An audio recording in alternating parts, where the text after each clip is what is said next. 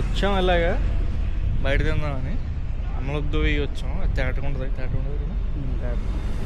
So తేటకుండ దగ్గర అమలొద్దువికి వచ్చాం. శ్రావణ్ ఈరోజు నాన్ వెజ్ తినకూడదని టెక్స్ట్లో ఉన్నాడు. సో పన్నీర్ బిర్యానీ చెప్పారు అనమాట. అప్పుడు దాకా బాగానే రికార్డ్ చేస్తున్నాం, అన్నీ ప్రిపేర్ అయ్యాము. సో లాగ్ చేద్దాం ఇలాగా అక్కడికి వచ్చాం కదా అని.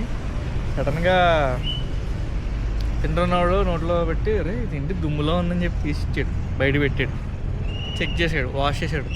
బోన్స్ చిన్న చిన్న ఉన్నాయి, అది వెజ్ పన్నీర్ బిర్యానీలో. అప్పుడు అనిపించింది ఏంటి. వాళ్ళు అడిగాం, పిలిచాం, అతను వచ్చాడు, చూసి మేనేజర్ చూసి అడుగుతానని చెప్పి కిచెన్లోకి వెళ్ళాడు. కిచెన్లోకి వెళ్ళి షెఫ్ని అడిగి వచ్చి మళ్ళీ షెఫ్ కూడా తెలియదు అంటే నేను చెప్తున్నాను. తెలియకుండా మేము వేసుకోం కదా, వెజ్ తినే వాళ్ళు ఎందుకు నాన్ వెజ్ దుమ్ములు ఎక్కడికి తీసుకొస్తారు. So what ever.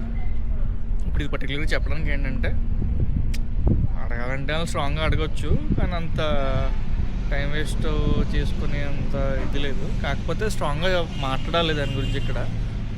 ఎందుకంటే చాలామంది ఓన్లీ వెజ్ పుట్టినప్పటి నుంచి వెజ్ తినేవాళ్ళు, లైక్ చాలా బిలీఫ్స్ ఉండి స్పిరిచువల్గా పాటించే వాళ్ళందరికీ అది చాలా ఇబ్బంది అవుతుంది.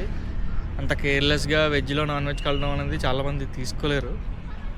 సో బయట తినేటప్పుడు నాన్ వెజ్జే చాలా చోట్ల కల్తీలు జరుగుతున్నాయి, ఇంకా వెజ్ కూడా ఎలా ఉందంటే ఒకసారి ఆలోచించండి.